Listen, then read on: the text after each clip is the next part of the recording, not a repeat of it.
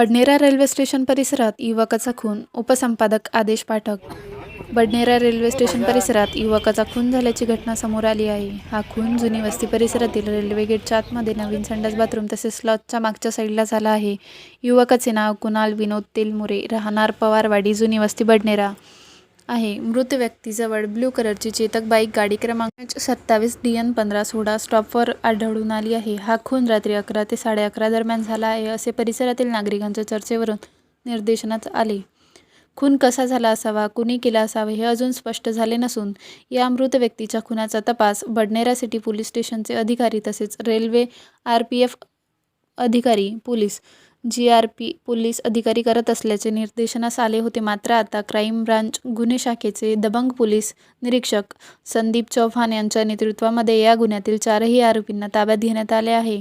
अवघ्या काही तासात आरोपींना गजाआड करण्याकरिता API महेश इंगोले व API वाकोडे यांची टीम कारवाई सुरू आहे.